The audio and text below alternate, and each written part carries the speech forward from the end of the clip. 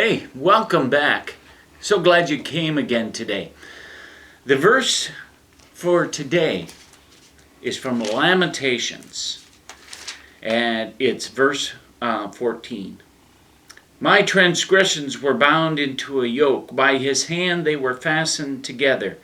They weigh on my neck, sapping my strength. The Lord handed me over to those whom I cannot withstand. The Lord has rejected all my warriors in the midst of me. He proclaimed a time against me to crush my young men. The Lord has trodden as in a winepress the virgin daughter of Judah. This is a lament. And we often confuse laments with whining. But that's not it. In light, I chose this scripture for today. In particular, those verses, this Lamentation was written after Jerusalem was destroyed and the people by the Babylonians, literally destroyed. And they are lamenting. They feel that God has forsaken them. In light of what happened last night with the destruction here in Minneapolis on Lake Street, in light of what happened to this man in the arms of the police, I know we don't know all the details yet, but it leaves us without words.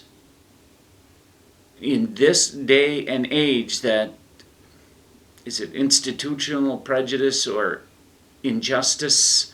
I don't know. But I do know that we need to be praying about this and we need to take some action on this. It's horrific. And so I chose this from Lamentations.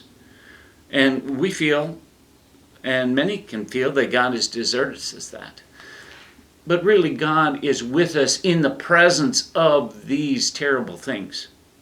God is in our midst, not just in the good times. And believe me, I know, and I like to be a hopeful and positive guy, and I am.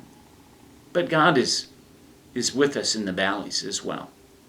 God is in our midst here, maybe stirring us today to actually do something, to change some things, our own attitudes, if nothing else. This is not a southern issue. This is Minneapolis. And we can't be pointing our fingers at other parts of the country and talking about the injustices that go on there when it's in our midst here.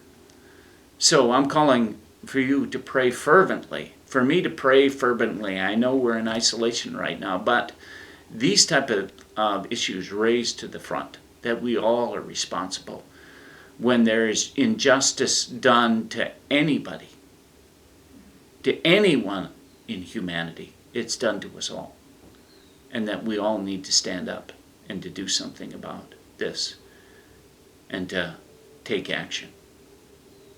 So this weekend, I'll see you again on Tuesday. Be praying about this, on what we as individuals, what we as communities, as faith communities especially, what we can do to end this injustice. That we can play a part, and we need to play a part in that. So, yes, have a good weekend, but ponder and pray on what we can do, on what you can do as well. Take good care. We're not together physically, but we are spiritually, and we will make a difference.